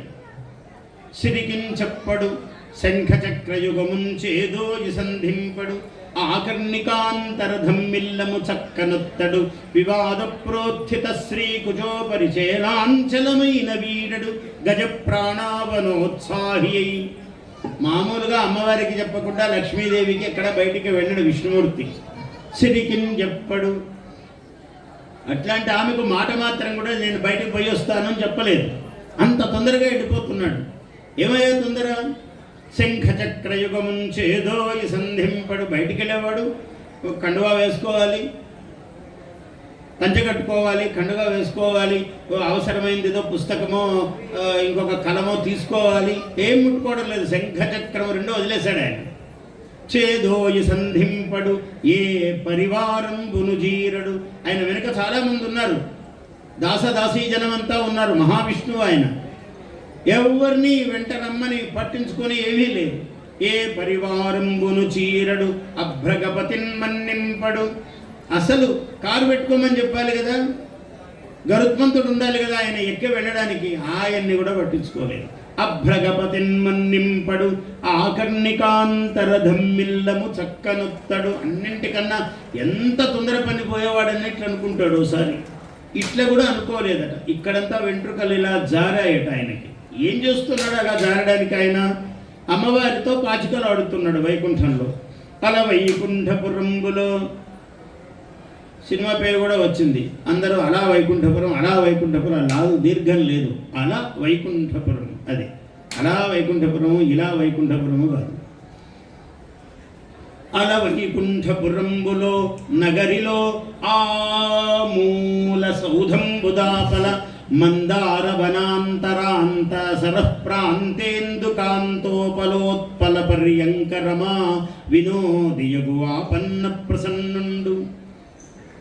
అక్కడ ఎంత అద్భుతంగా ఉందో. ఒక ఉత్పల పర్యంక రమా వినోది అన్నాడు. ఉత్పలం అంటే ఒక చలువరాతితో ఉత్పలము కలువ ఆకారముగా ఒక శయ్యను చెక్కారట. అలా దాని మీద విలాసంగా ఇలా పడుకున్నాడు ఆయన. అలా వైకుంఠపురంబులో నగరిలో ఆ మూల సౌధంబుదాపల మందారవనం ఉన్నది. అక్కడ మందారవనాంతరాంతర సరస్సు, సరఃప్రాంత ఇందుకాంత ఉపల, అక్కడ చంద్రకాంత శిలతో ఏర్పాటు చేశారు ఆ కలువ పువ్వును. ఇందుకాంతోత్పల పర్యంక రమా వినోదియగు, అదరా పడుకోవడానికి సొగసుగా చంద్రకాంత శిల ఏర్పాటు చేశారు. దాని మీద ఆయన రమాదేవితో మహాలక్ష్మీదేవితో పాచికలు అడుతూ కూర్చున్నాడు. పాచికల లక్షణం ఏమిటంటే గెలిచిన వాళ్ళు ఓడిన వాళ్ళని లేయనీయరు, మళ్ళీ వాళ్ళు ఓడేదాకా కూర్చోబెడతారు. ఓడిన వాళ్ళు మళ్ళీ గెలిచిన వాళ్ళని లేవనీయరు. అందుకని ఎవరు లేవరు, ఇలా సాగుతూనే ఉంటుంది అది వ్యసనములాగా. సరే, వినోదం కోసం అమ్మవారిని గెలిపించాడు స్వామి. అమ్మవారు గెలిస్తే ఇంకా మీతో పొద్దున్నుంచి ఇదే సంగతి అండి, పెట్టుకుంటే తెమలదు, నాకు బోరెడు పనుంది, వంటింట్లో ఎన్నో పనులు ఉన్నాయి, బోరెడు మంది భక్తులు, లక్ష్మీదేవి కోసం భక్తులు ఎక్కువ ఉంటారు విష్ణుమూర్తి కన్నా. ఆమెను కోరేవాళ్ళు చాలామంది, మహాలక్ష్మి ఉపాస్మహే అనేవాళ్ళు ప్రపంచంలో చాలా ఎక్కువ. అమ్మ నువ్వు ఒక్కసారి కటాక్షం చూస్తే చాలు, అమ్మ నీకోసం ఇన్నేళ్ల నుంచి తప్పిస్తున్నాను, తల్లి మా ఇంటికి తప్ప పక్కింటికి పోవద్దు అని ఇట్లా రకరకాల కోరికలు కోరేవాళ్ళు ఆమెకు ఎక్కువ భక్తులు. అందువల్ల ఇంతమంది భక్తులు చూసుకోవాలి స్వామి, నాకు ఎప్పుడు మీతో కూర్చుంటే ఇవన్నీ ఆడుతుంటే ఎక్కడ తెములుతుంది నాకని లేచింది ఆమె. నువ్వు లేయడానికి లేదు, ఇప్పుడు గెలిచావు కాబట్టి కూర్చో అని బయట పట్టుకున్నాడు. అప్పుడు ఈ గజేంద్రుడు పాహి పాహి అని అరిచాడు. ఆపదలో అరిస్తే ఆయనకు లక్ష్మీదేవి కన్నా, భార్య కన్నా, ధర్మపత్ని కన్నా ఎక్కువ ఆపదలో ఉన్నవాళ్ళు, అంత భక్తవత్సలుడు ఆయన. అందువల్ల ఆపన్న ప్రసన్నుండు పాహి పాహి అన కుయ్యాలించి సంభ్రంభి అయి, ఆ పరిగెత్తి సంభ్రమంలో అన్నాడు అని పరిగెత్తిపోతున్నాడు. ఆ పైట పట్టుకున్న పైట అట్లాగే ఉన్నది. అదే చెప్పాడు, సిరికించప్పడు శంఖ చక్రయుగమున్ చేదోయి సంధింపడు, ఏ పరివారంబును జీరడు అభ్రగపతిన్ మన్నింపడు, ఆకర్ణికాంతరధం మిల్లము చక్కనొత్తడు, వివాద ప్రోత్థిత శ్రీకుజ ఉపరి చేలాంచలమైన వీడడు. ఆ వివాదములో నువ్వు గెలిచి ఎట్లా లేచిపోతావని పట్టుకున్నాడు. వివాదములో ఆ పైట కూడా వదలకుండా పరిగెత్తిపోతున్నాడు ఆయన. పరిగెత్తిపోతుంటే అమ్మవారు ఏం చేస్తుంది పాప, ఇలా చేయబెట్టుకుని ఆయన వెంబడి పరిగెడుతూ ఉన్నది. తన వెంటన్ సిరి లచ్చి వెంట అవరోధౌరాతం, దాని వెనుకను పక్షీంద్రుడు శంఖ చక్ర నికాయంబు. మొత్తం పరివారం అంతా అమ్మగారు ఎందుకు స్వామివారు పోతున్నారని అమ్మగారు పరిగెడుతోందని అంతఃపురంలో ఆమె దాసి జనాలు చాలా మంది ఉన్నారు, వాళ్ళందరూ అమ్మగారు వెంట పరిగెడుతున్నారు. శంఖ చక్ర నికాయంబు, స్వామి ఎందుకో పరిగెడుతున్నాడు, ఎప్పుడు ఇలా చేతిలో రావాలంటాడని శంఖము చక్రము బయలుదేరుతున్నాయి. కౌమోదకి, ఆ గద ఎప్పుడు స్వామి తనను ధరిస్తాడో అని గద బయలుదేరింది. అందరూ వైకుంఠమందు కలుగువారు ఆబాల గోపాలము, మొత్తం చిన్న నుంచి పెద్ద దాకా అందరూ ఆయన వెంట పరిగెడుతూ ఉన్నారు. ఏమిటి హాహాహూహువులు, ఒక శాపము పొంది గజముగా మొసలిగా అవతారమెత్తి ఇదంతా విష్ణు పురాణంలో మహాద్భుతంగా వర్ణించాడు. అయితే మన పుణ్యము గొప్పది. పోతన వంటి మహాకవి తెలుగులో పుట్టి భాగవతం తెలుగులో ఈ పద్యాలన్నీ ఇంత రమ్యంగా రాశాడు. లేకుంటే మామూలుగా సంస్కృతంలో శ్లోకాలు చెప్పుకునేవాళ్ళం మనం. ఈ శ్లోకాలకు అందమైన తెలుగు పద్యాలు రాసిన వాడు మన పోతన. ఎంత పుణ్యాత్ములం అండి, తెలుగు వాళ్ళుగా పుట్టడమే పుణ్యం మన. అటువంటి మహానుభావుడు పుట్టాడు మనం. అందువల్ల విష్ణు పురాణంలో అనేక అంశాలు, దాదాపు కథలన్నీ ఇంకో పురాణంలో వస్తూ ఉంటాయి, కానీ ఇందులో చెప్పిన విశేషాలు ఇందులో ఉంటాయి. అందరూ భూభారము. ఒకసారి విష్ణు పురాణంలో ఏం చెప్పాడు, భూమి వెళ్ళి స్వామి పాపభారాన్ని మొయ్యలేకుండా ఉన్నాను, పాపులు చాలా ఎక్కువైపోయారు, నీవు కటాక్షించాలి, ఈ భారం తగ్గించాలి అని భూదేవి వెళ్ళింది. వెళితే నీవేమి దిగులు చెందకు, నేను నీ బరువును తగ్గిస్తాను అన్నాడు స్వామి. వాడు కంసుడు అనేవాడు, పూర్వము కాలనేమి అనేవాడు, వాడు కంసుడయ్యాడు. వాడు చెయ్యని హింస లేదు ఈ కంసుడు. అందువల్ల మమ్మల్ని రక్షించాలి, నన్ను రక్షించు అంటే యజ్ఞయాగాలు జరగనీయడు, దేవాలయాల్లో పూజలు జరగనీయడు, ఏదైనా దాన ధర్మాలు జరగనీయడు, స్నానము తపస్సు చేసుకుందామంటే వాళ్ళందరినీ చెదరగొట్టి బెదరగొట్టుతున్నాడు. ఇట్లాంటివన్నీ ఎలా నియమించాలి అన్నాడు. మహావిష్ణువు చిరునవ్వు నవ్వి ఇలా వెంట్రుకలలో కేశపాశము కొంచెం ఇట్లా తీశాడట. నా స్వరూపంతో కొంతమంది పుడతారు వెళ్ళు అన్నాడు ఆయన. ఏమిటి? మాయా, విష్ణు మాయా శక్తిని పంపించాడు. మాయా అంటే నలుపు, అగాధము, అర్థం కాదు. అందుకని వెంట్రుకలు తీశాడు ఆయన. విష్ణు మాయేతి కచ్చతే అన్నాడు. ఆ విష్ణు మాయ ఎలా ఉంటుందో చూపించాడు విష్ణు పురాణంలో. ఈ విష్ణుమాయ వస్తుంది పో అన్నాడు. ఆ విష్ణుమాయ దితి వచ్చింది, దైత్యులు ఒకవైపు, అదితి అమ్మవారు, అదితిర్దేవమాతస్త్వం అన్నాడు. అందుకని మనకు కృష్ణాష్టమి నాడు ఏం చేస్తాము, మనం తర్పణం వదులుతాము చంద్రుడికి, దేవమాత అయినటువంటి అదితికి కూడా తర్పణం వదులుతాము. ఎందుకు అదితికి తర్పణం వదలాలి అంటే పూర్వము అదితి అయినటువంటి దేవమాతయే ఆమె యశోదాదేవిగా మళ్ళీ అవతరించింది. దేవకీదేవిగా యశోదాదేవిగా ఆమె అవతరించింది మళ్ళీ. కాబట్టి ఆ అదితికి నమస్కారం చేయాలి. అదితే దేవమాత త్వం. అమ్మా, నువ్వు గర్భము ధరించి కృష్ణుడిని ప్రసాదించావు. ఎందుకు? కృష్ణుడు పుట్టే ముందు మహామాయ పుట్టింది. ఆ మహామాయయే ఆయన వెంట్రుకలు తీసి ఇలా వేశాడు మహావిష్ణువు. ఆ వెంట్రుకలు మాయాస్వరూపం. మాయ కదా వెంట్రుకలు. ఇవి చాలా అందంగా ఉంటాయని ఇట్లా తిప్పితే ఒక అందం, ఇట్లా తిప్పితే ఒక. కలియుగంలో కూడా అంతా అదే కదా, ఈ వెంట్రుకల గురించే మాయ అన్నారు. అన్నీ ఇవే మాయ. అదే అసలు మాయ విష్ణువు చూపించాడు దాంట్లో, విష్ణు పురాణంలో. మాయ అంటే ఇదే నాయన అన్నాడు. ఆ వెంట్రుకలు తీసి ఇట్లా ఇచ్చాడు. ఓ మాయ పుడుతుంది పో అన్నాడు. ఆ మాయ పుట్టింది. షట్ గర్భులు ముందు 6 మంది పుట్టారు. వారు ఎవరు ఈ షట్ గర్భులు? చాలా దుర్మార్గులు. ముందు పూర్వయుగంలో ఈ 6 మంది 6 సంతానముగా పుట్టారు. 7వది దేవమాయ పుడుతుందన్నాడు. 8 కృష్ణ పరమాత్మ అష్టమ గర్భంలో పుట్టాడు. నీకు ప్రమాదం ఉందిరా అన్నాడు. ఆ మాయ ఇలా ఆకాశానికి ఎగిరి పుట్టగానే ప్రతి శిశువును చంపాడు. ఈ షడ్గర్భులన్న వాళ్ళని చంపేశాడు 6 మందిని. ఆ వసుదేవుడు ఇచ్చాడు, పాపం తప్పదు, పుట్టిన ప్రతి శిశువుని ఇచ్చాడు. లేకుంటే ఈమెనే చంపేస్తానన్నాడు. చెల్లెలేదు అక్కలేదు వాడికి, రాక్షసుడు. అందుకని 6 మందిని చంపాడు. 7వది చంపాలని ఇట్లా ఆకాశానికి ఇట్లా వేసి ఇలా కత్తితో చంపాడు ప్రతి పిల్లవాడిని, శిశువుని. అలా ఈమెను ఇట్లా వేయగానే వీడి కత్తికి అందకుండా ఆమె ఇలా ఆకాశంలోకి ఎగిరి, దేవమాయ కదా ఆమె, విష్ణుమాయా శక్తి, ఆ మాయాదేవి అలా అని వికసించింది, వికటాట్టహాసం చేసింది. ఒరే మూర్ఖుడా, నీకోసం పుడుతున్నాడు త్వరలో నిన్ను చంపేవాడు అన్నది. ఆమెనేం చేయలేకపోయాడు మాయాదేవి. అలా ఆకాశంలోకి ఎగిరిపోయింది. ఆ అష్టమ గర్భంలో పుట్టాడు కృష్ణ పరమాత్మ. పుట్టి కంసుణ్ణి జాతః కంస వధార్థాయ భూభారోత్తారణాయ చ అని మనం చెప్తాం కృష్ణాష్టమి నాడు. జాతః కంస వధార్థాయ, కంసుణ్ణి వధించడానికి, భూభార ఉత్తరణాయ చ, భూభారమును తగ్గించడానికి, భూభారము నుంచి రక్షించడానికి. కంస, ఈ కంసుణ్ణి సంహరించి భూభారమును సంగ్రహించి తగ్గించి లోకాన్ని రక్షించడానికి నువ్వు పుట్టావు. పాండవానాం, అక్కడ వికాసాయ, పాండవులు అభివృద్ధి చెందడానికి నీవు పుట్టావు కృష్ణ అని చెప్తున్నా. ఇటువంటి కృష్ణుడు ఎలా సంభవించాడో విష్ణు పురాణంలో చెప్పాడు.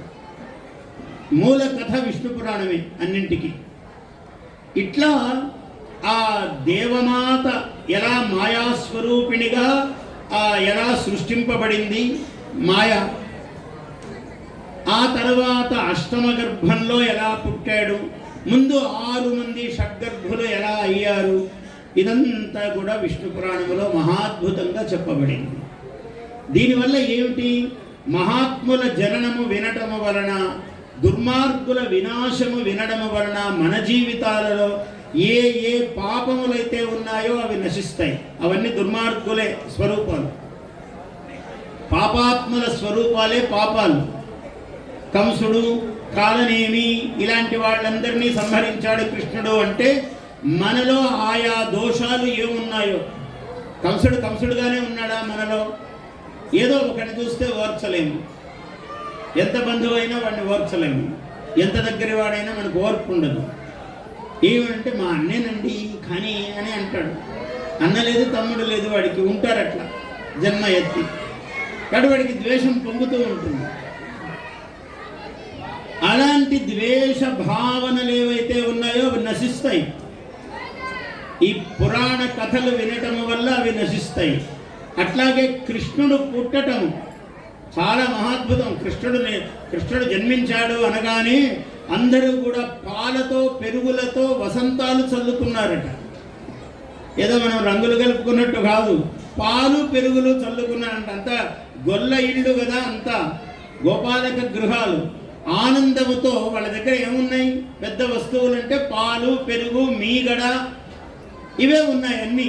కాబట్టి వీడు పాలు విసిరిపోసాడు ఆనందంతో, అవతల వాడు ఆ అమ్మ పెరుగు పోసింది ఇట్లా, ఇంకొకడు మీగడతో వేశాడు. ఇట్లా వసంతములాడిరి, ప్రీతి వసంతములాడిరి అన్నాడు.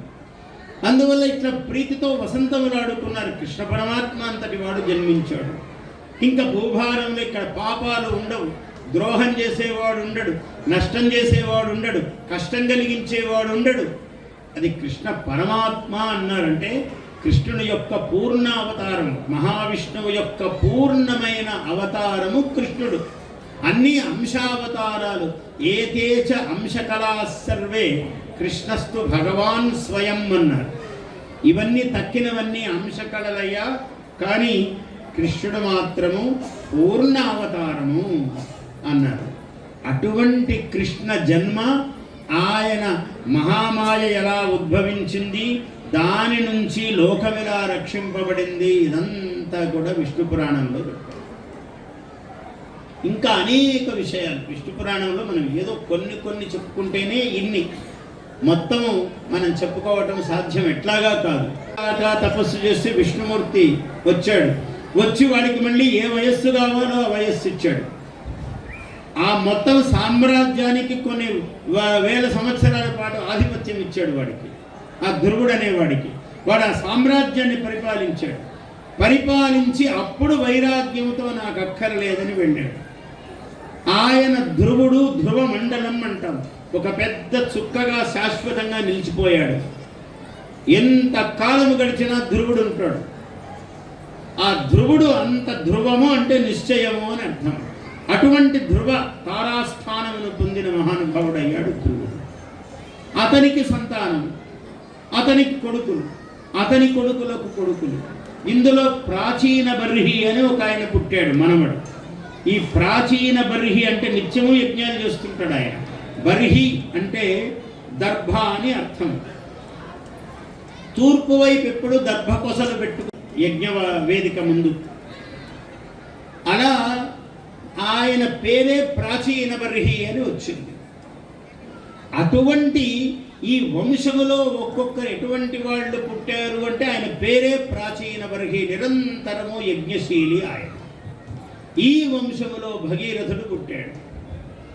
ఇట్లా ఈ వంశము చాలా గొప్పది. ఒకరికన్నా ఒకరు పుణ్యాత్ములు పుట్టినటువంటి వంశము. వాళ్ళ పేర్లు వింటే కూడా పుణ్యం. ఇటువంటి మహాత్ములు పుట్టినటువంటి ఈ వంశ పరంపరనంతా కూడా విష్ణు పురాణంలో చెప్తారు. ఈ ప్రాచీన బర్హి వంశములోనే ఇలా వస్తూ భరతుడు అనేవాడు పుట్టాడు. మన దేశానికి ఏ మహాత్ముడి వల్ల పేరు వచ్చిందో, ఎందరి మహాత్ముల వల్ల ఈ పేరు వచ్చిందో అటువంటి వాళ్ళ చరిత్రలన్నీ కూడా చెప్పబడతాయి. ఇలా అనేకమైనటువంటి విషయాలు, విశేషాలు మనకు పరమేశ్వరుని యొక్క అనుగ్రహం, విష్ణుమూర్తి యొక్క సంకల్పం. ఒకసారి దేవేంద్రుడు అలా వెళుతూ ఉన్నాడు. ఆయన చతుర్దంతిక, 4 దంతాలు ఉన్నాయి, తెల్లగా మెరుస్తూ ఐరావతమునకు. ఐశ్వర్యము కలిగినటువంటి ఏనుగుకు 4 దంతాలు ఉంటాయి. ఇప్పట్లాగా 2 దంతాలు కాదు ఏనుగుకు. ఆ ఐరావతమునకు 4 దంతాలు. ఈ 4 దంతాల ఏనుగు మీద వెళుతున్నాడు. మహాలక్ష్మి ఆవిర్భావం చెప్పాడు విష్ణు పురాణంలో, చాలా విశేషంగా చెప్పాడు. ఒకసారి దుర్వాసుడు మహాముని, దుర్వాసో ముని, ఆయన వస్తూ ఉన్నాడు. ఆయన కొంచెం కోపిష్టి ఋషి, అంటే లోక కళ్యాణం కోసమే ఆయన కోపం కూడా. మళ్ళీ చాలా గొప్పవాడు. అమ్మవారు ఒక మాల ఇచ్చింది ఆయనకి, ఒక అద్భుతమైనటువంటి దాన్ని ఏమంటారంటే పుష్కరమాల అంటారు. అది ఎప్పటికీ వాడదు, ఏనాటికి వాడని పుష్పాలు కలిగినటువంటి మాల పుష్కరమాల. అటువంటి మాలను అమ్మవారు ప్రసాదించింది. ప్రసాదిస్తే ఋషులకు ఏం కావాలి? వాళ్ళకి ఎవరైనా నమస్కారం పెడితే చాలు, సంతోషం, ఆనందిస్తారు. నమస్కారం పెట్టకుంటే కోపగిస్తారు, రెండూ ఉంటాయి. ఆయన వెళుతూ ఉన్నాడు. దేవేంద్రుడు కనిపించాడు. స్వామి నమస్కారం అన్నాడు. ఇదిగో తీసుకో, ఈ మాల ఇస్తున్నాను నీకని ఈ పుష్కరమాల ఇచ్చాడు ఆయన. పుష్కరమాలనిస్తే దేవేంద్రుడు మద గర్వముతో ఆయన ఏం చేశాడంటే ఆ మాలను తీసి ఆ ఏనుగు కుంభస్థలం మీద వేశాడు. తన వాహనం కదా ముందుకు ఇట్లా పడేశాడు అగౌరవంగా. ఎప్పుడు ఈ మాలను కుంభస్థలం మీద పడేశాడో మరి ఆయన ఎట్లా ఉంటాడో ఆయన వాహనం కూడా అట్లే ఉంటుంది కదా. మనం ఎట్లుంటామో మన పరివారం కూడా అట్లుంటారు. కొందరి దగ్గరికి ఎవరన్నా చూస్తామనుకోండి, ఆయన మంత్రి కన్నా ఎక్కువ గర్వంగా ఉంటాడు యువతలు ఉన్నవాడు. అది వాళ్ళు ఉండే పరిస్థితిని బట్టి. అందువల్ల దేవేంద్రుడు ఎంత గర్వంగా ఉన్నాడో అంత మదోన్మత్తంగా ఉన్నది ఐరావతం కూడా. ఆ మాలను తొండంతో ఇలా తీసి అలా విసిరేస్తే ఋషి చూశాడు. ఏమిరా నీకు మదోన్మత్తుడవై ఉన్నావా ఇంద్ర, నీ గర్వం తగ్గుతుంది పో అన్నాడు. మొత్తం ఆయనకి ఇంద్ర పదవి పోయింది, అష్టైశ్వర్యాలు నశించాయి.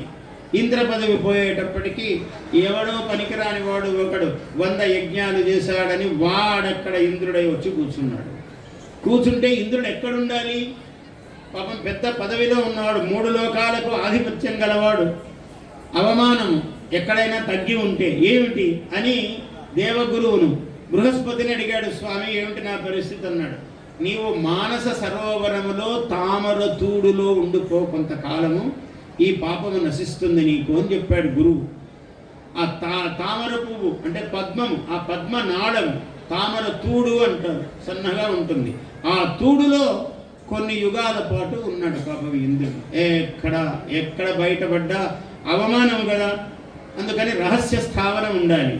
గురువు చెప్పాడు అక్కడుండిపో, కనపడకుండా కొన్నాళ్ళు ఆ క్లేశం అనుభవించు. నువ్వు పెద్ద ఏనుగు మీద కూర్చొని దర్జాగా ఇలా వెళ్ళేవాడివి ఒక తామర తూడులో ఉండటం అంటే ఎంత కష్టం. ఆ కష్టం వల్ల నీ పాపం నశిస్తుంది, పో ఆ పాపం నువ్వు అది అనుభవించు అన్నాడు. గురువాక్యాన్ని బట్టి ఈయన అక్కడ ఉన్నాడు. అక్కడ ఉన్నప్పుడు మహాలక్ష్మీదేవి సముద్భవం జరిగింది. పాలకడలిలో అమ్మవారు పుట్టింది. ఎన్నో దివ్యమైనటువంటి వస్తువులు పుట్టాయి. అందులో ఉచ్చైశ్రవము, ఐరావతము, కామధేనువు ఇట్లాంటివి ఎన్నో వస్తువులు పుట్టాయి. ఇన్ని పుట్టిన వాటిలో మహాలక్ష్మీదేవి ఉద్భవించింది. ఆ మహాలక్ష్మి ఉద్భవము, అటువంటి మహాలక్ష్మీదేవి ఉద్భవించిన పిమ్మట విష్ణు పురాణంలో అద్భుతమైన స్తోత్రం ఉంది. సింహాసనగత శక్రః సంప్రాప్య త్రిదివం పునః దేవరాజ్యే స్థితో దేవీం తుష్టావ అబ్జకరాం తతః. ఈయన అమ్మవారిని ప్రార్థించాడు, తల్లి నాకు వైభవాన్ని పునః నా స్థానాన్ని నాకు అనుగ్రహించు అని మహాలక్ష్మీదేవిని చాలా అద్భుతమైనటువంటి స్తోత్రం చేశాడు. చేస్తే అమ్మవారు కరుణించింది, మళ్ళీ ఆ ఇంద్ర పదవిని ప్రసాదిస్తే సింహాసనం మీద కూర్చుని మళ్ళీ ఆయన అమ్మవారిని స్తోత్రం చేశాడు. తల్లి నీ కటాక్షం వల్ల ఇదిగో నేను సింహాసనం మీద కూర్చున్నాను. తుష్టావ అబ్జకరాం తతః, పద్మహస్త అయినటువంటి అమ్మవారిని తుష్టావ స్తుతించను. తుష్టావ అబ్జకరాం తతః నమామి సర్వలోకానాం జననీం అబ్ధి సంభవాం శ్రియమున్నిద్ర పద్మాక్షీం విష్ణువక్షస్థల స్థితాం పద్మాలయాం పద్మకరాం పద్మపత్ర నిభేక్షణాం వందే పద్మముఖీం దేవీం పద్మనాభ ప్రియాం రమాం. చాలా అద్భుతమైన స్తోత్రం. పురాణాలలో మనకు గొప్ప యోగం ఏమిటంటే పురాణ వాన్మయములో అత్యద్భుతమైనటువంటి స్తోత్రాలు, మంత్రాలు మహర్షులు బోధిస్తూ ఉంటారు.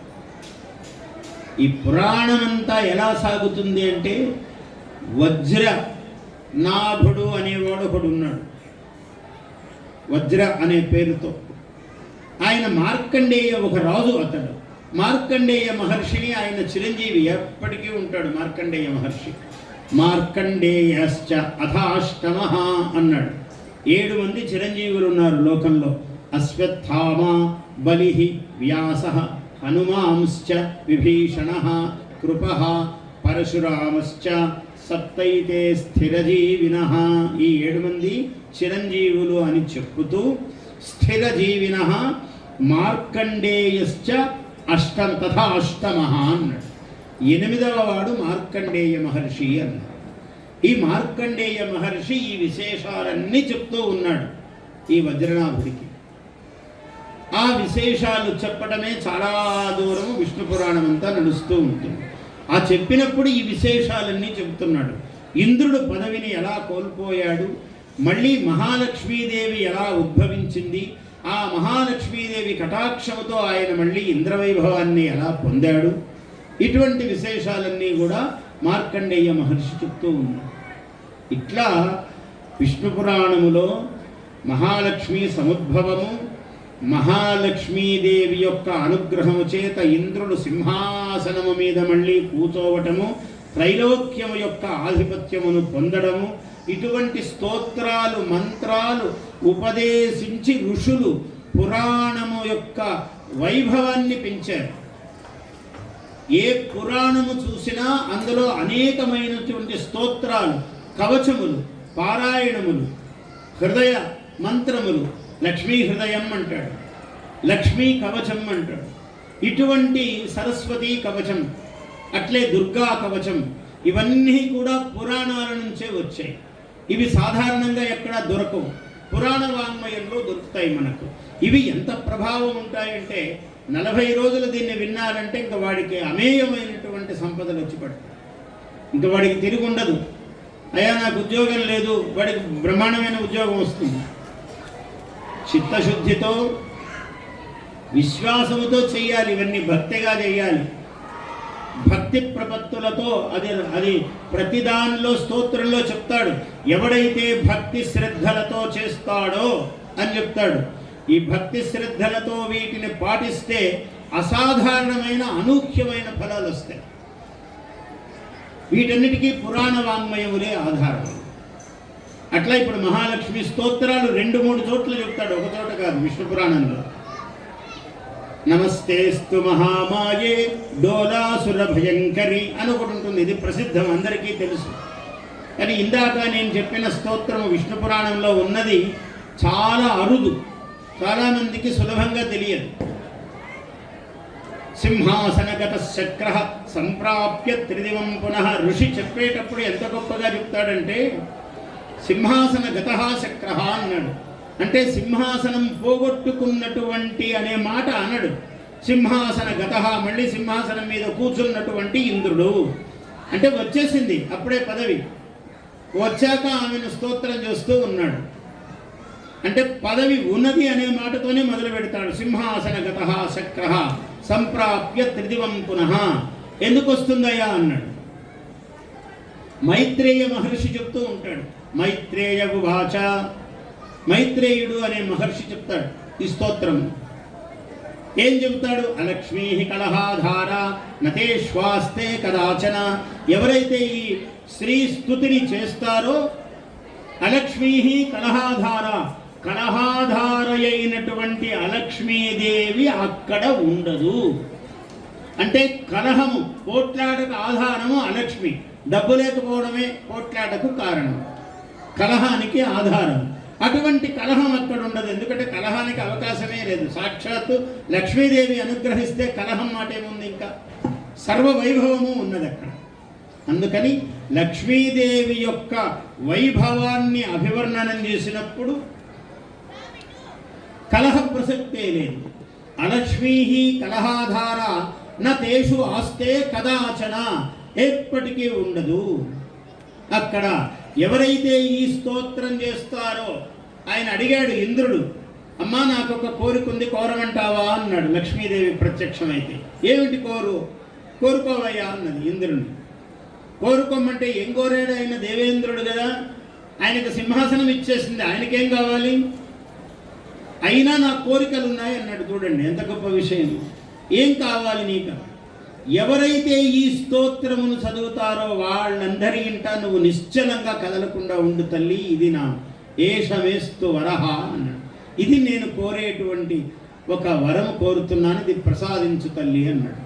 ఎవరైతే ఈ స్తోత్రము నిశ్చల బుద్ధితో శ్రద్ధాభక్తులతో చదువుతారో అటువంటి వారి ఇంట్లో నీవు నిశ్చయంగా ఉండు అని అడిగాడు. తథాస్తు, ఇచ్చాను పో అన్నది అమ్మవారు. అలా మహాత్ములు లోకార్థము వరాలు కోరుతారు, మన కోసమే వరాలు. కలియుగంలో మనకి ఎన్ని కష్టాలో చెప్పలేము, ఎన్ని సమస్యలో చెప్పలేము. తెల్లవారు లేస్తే సమస్య, పొద్దు గూకితే సమస్య, అన్ని సమస్యల వలయంలో ఉన్నాం. ఉన్నప్పుడు నీకు దారి ఎలా ఏర్పడాలి? మంత్రం, శబ్దమే ద్వారం, మంత్రము ద్వారం. అయ్యా నేను మంత్రాలు చదవలేను, విను. ఏమి వినాలి? ఇటువంటి స్తోత్రాలన్నీ. ఈ శ్రీస్తుతి అంటారు దీన్ని విష్ణు పురాణంలో. ఈ శ్రీస్తుతి వింటే నీకు ఏ వైభవం అయినా వస్తుంది, ఏమి కోరితే అది వస్తుంది. 40 రోజులు నువ్వు ఏకాగ్రంగా వినాలి, శ్రద్ధగా. ఎవరైతే ఇది పాటిస్తారో వాళ్లకు అష్టైశ్వర్య సిద్ధి కలుగుతుంది అని ఆ మంత్రంలోనే, స్తోత్రంలోనే ఫలం చెప్పాడు ఋషులు. అట్లా పురాణం అన్నది మనకు ఒక విధంగా, పురాణం అంటే ప్రాణం అని అర్థం. మానవుని యొక్క మనుగడకు ప్రాణము పురాణము. ఆ పురాణ వాంగ్మయములో మనకు తెలియని రహస్యములు లేవు, తెలియని దేవతా తత్వములు లేవు, బోధింపబడినటువంటి స్తోత్రములు మంత్రములు లేవు. సర్వ సమగ్రమైనటువంటివి ఇందులో ఉంటాయి. అటువంటి పురాణమును, మహాత్ముల యొక్క కథలు, వంశములు, వంశానుచరితములు. చంద్రుడు ఉద్భవించాడు అంటాడు. చంద్రోదయాన్ని మనము తెలుసుకోవటం అనేది మనస్సు చాలా ఉత్ఫుల్లంగా ఉంటుంది. తెల్లవారు లేస్తామయ్యా, మానవుడికి ఆయుస్సు ఎలా పెరగాలి? చిన్న మంత్రం చెప్పాడు, మనం చెయ్యాలి. మంచం మీద నుంచి దిగుతున్నాం. ఇవాళ మంచాల మీద పడుకోకుండా చాపల మీద పడుకునేవాళ్ళు చాలా తక్కువ. నువ్వు చాప మీద అయినా పడుకో, తప్పేం లేదు. చాప మీద పడుకున్నా చాప మీద నుంచి నేల మీద అడుగు పెడతావు కదా పొద్దున్నే. సముద్ర వసనే దేవి పర్వతస్తన మండలే విష్ణుపత్ని నమస్తుభ్యం పాదస్పర్శం క్షమస్వమే. అమ్మవారిని మొక్కో. ఎక్కువ కాలం నిన్ను మోస్తుంది అమ్మవారు అంటే చిరంజీవి అవుతావు. చాలా కాలం నీవు 100 ఏళ్ళు బ్రతుకుతావు. ఈ ఒక్క రోజు చెప్పాలి. కాలు కింద కుడి కాలు పెట్టాలి. పెట్టేటప్పుడు అమ్మవారు భూదేవి మీద సముద్ర వసనే దేవి పర్వత స్తనమండలే విష్ణుపత్ని నమస్తుభ్యం పాదస్పర్శం క్షమస్వమే. ఈ పాదాలతో తాకుతున్నాను తల్లి. తల్లిని పిల్లవాడు పాదాలతో కూడా కొడుతుంటాడు. ఏమిరా నన్ను కాలుతో కొడతావా అంటుంది ఆ తల్లి. దాన్ని చాలా ముద్దుగా స్వీకరిస్తుంది తల్లి. అలాగే నీవు తల్లివి, నన్ను మోస్తున్నావు అమ్మా, ఈ పాదఘాతాన్ని, ఈ పాద స్పర్శను నువ్వు క్షమించు అని నువ్వు ఒక్క మాట అన్నావు అనుకో, ఆమెకి ఎక్కడ లేని ఆనందం కలుగుతుంది. ఈ భూమి మీద నిన్ను చిరకాలం వస్తుంది ఆమె. ఇది రహస్యం. ఆయుర్వర్ధనం. కరాగ్రే వసతే లక్ష్మీ. చేతులు పెట్టుకున్నాం, లేవగానే చేతులు చూసుకోండి అంటారు. ఇట్లా అని ఇట్లా చూసుకొని ఏం చేయాలి వీడు? కరాగ్రే, ఈ కర అగ్రభాగములో, వసతే లక్ష్మీ. లక్ష్మి ఇక్కడ ఉంటుందట ఈ కొసల్లో. ఇట్లా కదా ఇస్తావు నువ్వు ఒకరికి, తీసుకునేటప్పుడు ఇట్లా తీసుకుంటావు. అందుకని కరాగ్రే వసతే లక్ష్మీ కర మధ్యే సరస్వతి కరమూలే తథా గౌరీ. ఇక్కడ ప్రభాతే కర దర్శనం అన్నట్టు. కాబట్టి ఈ కొసలలో చెయ్యి ఇట్లా చూసుకున్నప్పుడు కర అగ్రముల యందు లక్ష్మీదేవి, కర మధ్యంలో సరస్వతీదేవి, కర మూలములో గౌరీదేవి, పార్వతీదేవి. శక్తి వస్తువును పట్టుకునేటప్పుడు ఇక్కడ ఉంటుంది పట్టు శక్తి. ఈ మణికట్టు ఇక్కడ ఈ భాగంలో ఉంటుంది. అందువల్ల కరమూలములో శక్తి గౌరీదేవి అన్నాడు. కర మధ్యంలో సరస్వతి. పుస్తకం మధ్యలోనే పట్టుకోవాలి, ఇట్లా కొసల్లో పట్టుకోరాదు, ఇక్కడ పట్టుకోవాలి. ఈ కర అగ్రములో మహాలక్ష్మీదేవి. కరాగ్రే వసతే లక్ష్మీ కరమధ్యే సరస్వతి కరమూలే తథా గౌరీ ప్రభాతే కరదర్శనం. పొద్దున్నే ఈ చెయ్యి ఇట్లా చూసుకోవడం.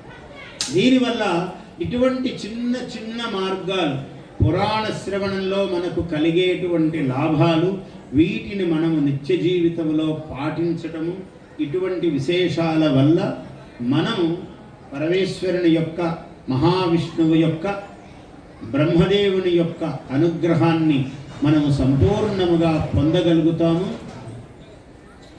లక్ష్మీ నరసింహస్వామి వైభవం చాలా గొప్పది.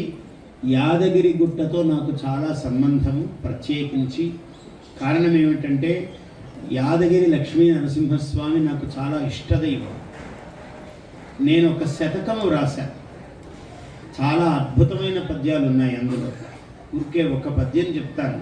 లక్ష్మీ నరసింహస్వామి కాబట్టి ఎలా శంకరాచార్యుల వారు లక్ష్మీ నృసింహ మమ దేహి కరావలంబం, నా చేయూత కావాలి స్వామి, నువ్వు నా చేయి పట్టుకుని నడిపించు అన్నాడు. చాలా గొప్ప మాట. అదే నేను తెలుగులో రాసా శతకములో, చేయూతన్ దయసేయుమయ్యా వడి లక్ష్మీ నారసింహ ప్రభు, నా చేయి పట్టుకుని నడిపించు స్వామి వేగంగా అని కోరుతున్నాం. ఏమిటి? మాయాఛాయల తీయమామిడి కదా మ్రానైన ఈమేను. అందులో ఒక పద్యము, ఎన్నో పద్యాలు 100 కదా, 108 పద్యాలు ఉన్నాయి శతకం. అందులో ఒక్కటి చెప్తున్నానంటే ఆధ్యాత్మిక భావనతో ఉన్న పద్యం. మాయాఛాయల తీయమామిడి కదా మ్రానైన ఈ మేను. ఈ శరీరం ఒక మాను, ఒక చెట్టు. అయితే చెట్టు ఉంటే ఒక నీడ ఉండాలి. ఈ శరీరం అనే చెట్టుకు ఒక నీడ ఏముందంటే మాయ, అదే ఛాయ. కాబట్టి మాయ అనే ఛాయ ఉన్నది ఈ శరీరానికి. ఈ శరీరం ఏమన్నా మామూలు చెట్ట? మాయా ఛాయల తీయమామిడి కదా. తీయమామిడి అద్దం ముందు నిలబడితే ఎవరు కదలమంటే కదలరు. వీడికన్నా సుందరుడు ప్రపంచంలో ఎవరు ఉంటారు? ఎవరండి లోకంలో అందంగా ఉన్నారంటే నాకన్నా ఎవరున్నారండి అంటాడు. అంటే ఆమెకు ఆమెయే అందంగా, వాడికి వాడే అందంగా కనపడతాడు. అందుకని తీయమామిడి. మాయా ఛాయల తీయమామిడి కదా మ్రానైన ఈ మేను, ఇందు ఆయా కొమ్మలు కోమలాంగముల చందముగా. ఇలా మనం అన్ని విన్యాసాలు చేస్తున్నాం, కాళ్ళు చేతులు కదిలిస్తున్నాం, నడుస్తున్నాం, మాట్లాడుతున్నాం. ఇందు ఆయా కొమ్మలు కోమలాంగముల. ఈ చెట్టు శరీరానికి ఎట్లయితే అంగములో అలాగ చెట్టుకు కొమ్మలు ఊగుతున్నాయి. ఇందు ఆయా కొమ్మలు కోమలాంగముల చందము ఊగా లో జీవుడే. ఈ లోపల ఒక జీవుడు. మామిడి చెట్టు ఉంటే కోకిల ఉండాలి దాని మీద. మామిడి చెట్టు ఎప్పుడు పూస్తుంది? వసంతంలో పూస్తుంది. ఆ పూసినప్పుడు ఆ మంచి ఎండాకాలం వసంత ఋతువులో వస్తాయి మామిడి పళ్ళు, కాయలు అన్నీ. అప్పుడు కోకిల ఉంటుంది దాని మీద. ఈ మామిడి చెట్టు మీద కూడా ఒక కోకిల ఉంది. లో జీవుడే కూయన్ కోకిల మోచు. ఈ జీవి అనేటువంటి కోయిల ఒకటి ఈ చెట్టునెక్కి కూర్చున్నది. లో జీవుడే కూయున్ కోకిల మూచు నన్ను గైకో కో కొమ్మటంచున్ ప్రభు. కోయిల ఏం కోస్తుంది? కో కో అని కూస్తుంది. ఇది ఏమి కో అని కూస్తున్నది? నన్ను గైకో కో కొమ్మటంచున్ ప్రభు. చేయూతం దయసేయుమయ్య వడి లక్ష్మీ నారసింహ ప్రభు. అటువంటి చేయూతను నాకు దయచేయి తండ్రి, నీవెప్పుడు నన్ను వెన్నంటి ఉండు. లక్ష్మీనారసింహుడు పరమేశ్వరుని యొక్క వైష్ణవ ధర్మములో మృత్యుంజయుడు. మృత్యుం నమామ్యహం అన్నారు లక్ష్మీ నరసింహస్వామిని. మృత్యువులకు మృత్యువు అన్నారు. వజ్రనఖాయ విద్మహే తీక్ష్ణ దగ్గుష్ట్రాయ ధీమహి అన్నాడు. వజ్రనఖాయ, ఆయన నఖములు వజ్రములు, అంటే గోరు తెగదు. ఆ వజ్రము దేన్నైనా చీల్చగలుగుతుంది. హిరణ్యకశిపుని వంటి భయంకరమైన స్వరూపాన్ని ఊరిక ఇలా అని పేగుల మెడలో వేసుకున్నాడు ఆయన. కాబట్టి వజ్రనఖాయ విద్మహే తీక్ష్ణ దంష్ట్రాయ ధీమహి. దంష్ట్రలు ఆయన కోరలు చాలా తీక్ష్ణములైనవి నరసింహస్వామి. ఎవరైతే ఆయన పాదాలు పట్టుకుంటారో వాళ్ళ కష్టాలను, దారిద్ర్యములను, భయాలను అలా ఆ తీక్ష్ణ దంష్ట్రలతో చీల్చేస్తాడు ఆయన. కాబట్టి ఆ స్వరూపమే చాలా గొప్పది. వజ్రనఖాయ విద్మహే తీక్ష్ణ దంష్ట్రాయ ధీమహి తన్నో నారసింహ ప్రచోదయాత్. అటువంటి నారసింహస్వామి మనలని రక్షించుగాక, ప్రచోదయాత్ ప్రసన్నుడగుగాక, నన్నును ప్రచోదనము చేయుగాక అని ఈ నరసింహ గాయత్రి అంటారు ఈ మంత్రాన్ని. ఇటువంటి కార్తీక మాసములో దామోదర స్మరణ అన్నారు. కార్తీక మాసములో రుద్రాభిషేకము ఎట్లా ముఖ్యమో విష్ణు స్మరణ కూడా అంతే ముఖ్యమైనది. కార్తీక దామోదరుడు అన్నారు.